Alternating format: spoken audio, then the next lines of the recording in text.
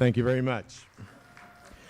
Good evening, ladies and gentlemen, and distinguished guests. Bienvenidos todos a esta noche.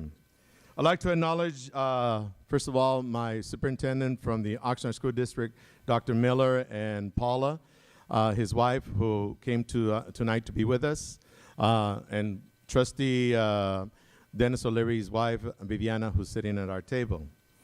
My family, obviously my partner for life, my wife, Irene, for 35 years. My living daughters, Shoshi Quetzalcin, Tonancin, and my son Anawak, who was supposed to be on a plane tonight, heading to London with his wife Annabelle, but changed his plans to be here today.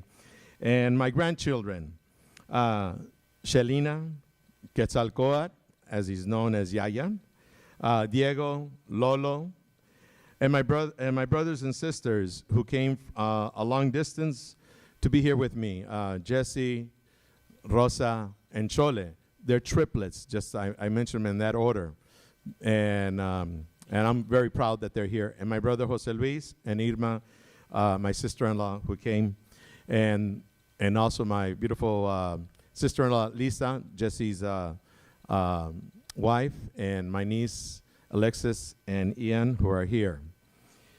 I would like to dedicate this award to my grandfather, Jose Cruz Gomez, who was a revolucionario, a cristero, a deportee of the 1930s, and the founder of the town of Ramon Corona in Mexico, where I was born, who was ahead of his times. In the turn of the 19th centuries, he was a self-educated man who strongly believed in education. He was the key individual to set up the first school in his dining room, to hire the first teachers, and later to build the first school in the town. An extraordinary individual. Tonight we honor the unsung heroes of our community in Ventura County, our educators, our administrators, and counselors who are the driving force behind education.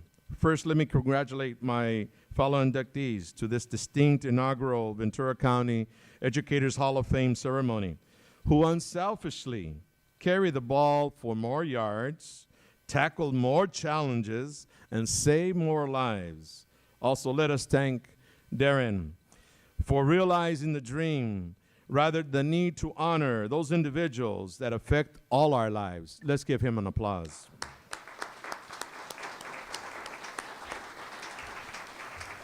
And in the immortal words of the late President of the United States, Theodore Roosevelt, who yelled to his Rough Riders charging up in the Spanish-American Wars in the San Juan Hill in the Philippines, he said, "Don't flinch, don't fall, hit that line hard." A model that I hold true today. Educators are those Rough Riders, challenging their students, never flinching when their students don't understand a concept, never falling, giving up on a student, but meeting their every need until the light turns on inside. The honor of a maestro, teacher, is the success of their students, however big or small. And it is the sole job of the Tlamatini, the teacher of the face and heart, to unmask the Mamastiani, the students, to discover their true potential within. Untapping that potential is the challenge of each and every maestro who tries to discover the keys to unlock their students' secret learning modalities so that their students can become equipped with the necessary tools and abilities to meet head-on the challenges before them by applying themselves without fear or failure or success. Educators, maestros, wield a powerful position in the life of their students. They are responsible for making their students successful or failures. Their words have a lasting impact in their lives. As Jaime Escalante corrected himself, as he was told that his math students at Garfield High School in East Los Angeles, that he had taught them an incorrect step to resolving a mathematical problem in the state's advanced placement exam in calculus. Mind you, his students were accused by the state officials for cheating, which was false, simply because all of them incorrectly used several similar methods of answering the problems. But as a true educator, Mr. Escalante's diagnosed, prescribed the correct methodology to solve the equation, proving his critics that his students did not cheat. His students went on that year to score the highest scores in that state's exam that particular year.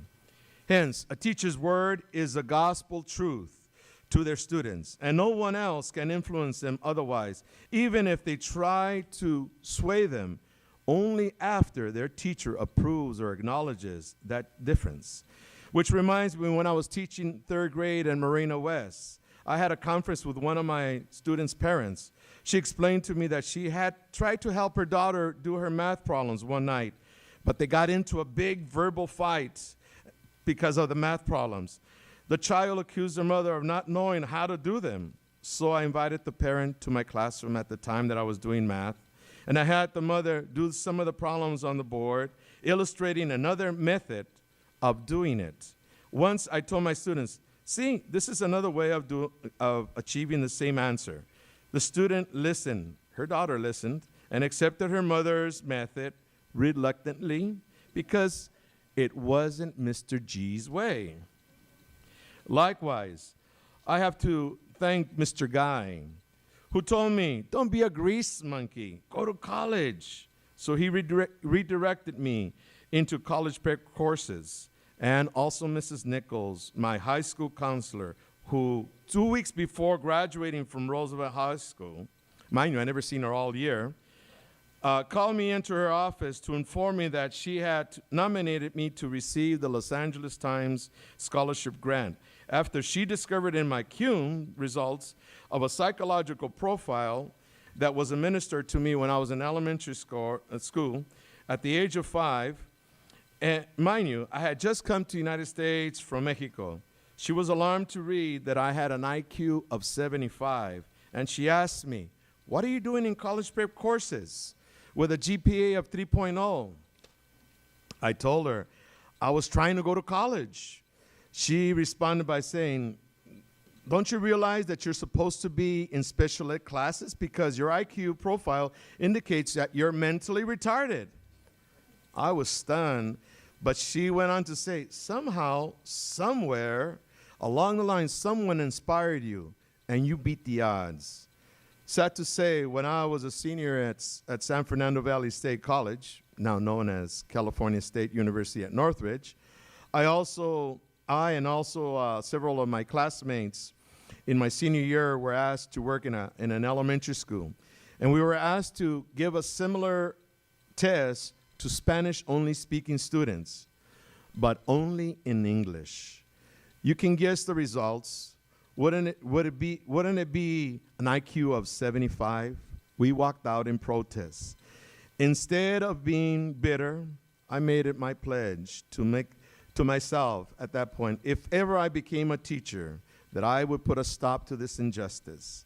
Our duty as educators is to ensure that our students discover their potential by providing them with the necessary keys, preparations to unlock the mysteries. As educators, our greatest challenge lays on the right key that for each student that we need to find for them to unlock that doorway to their success. Where would Mohandas Gandhi be, Dr. Martin Luther King, Cesar Chavez, if it wasn't for an educator to inspire them to their potential and role in history? Today, we honor a few great educators in our community, but I have been blessed to meet many other great and deserving educators out in the community who quietly do what they know best, teach. And they do it in the obscurity of their homes, classrooms, parks, streets.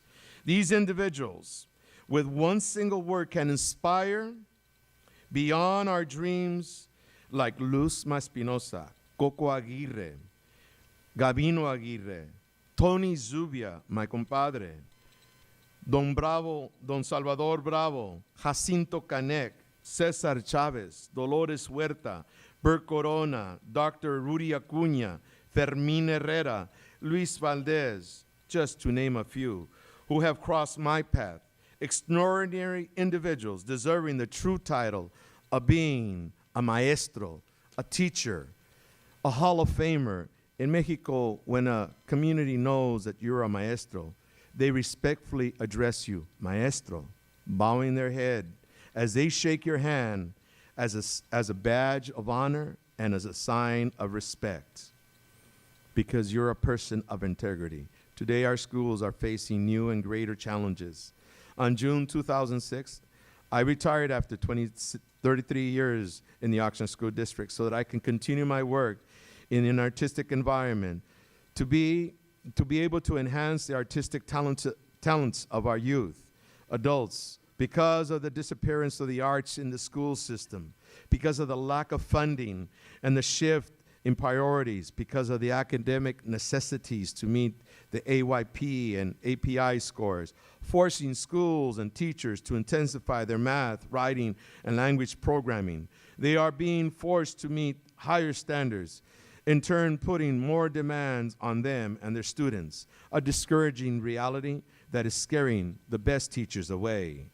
And lastly, we cannot forget the greatest teachers in all our lives, our parents, who have laid the initial foundation to our education, who entrusted their children to us, the educators, to mold their lives. Let us pause at this moment to salute our parents for being the first to force us to realize our potential when we reluctantly accepted the truth. Please join me in applauding our parents. This award belongs to them because they are the true quarterbacks who scored more points.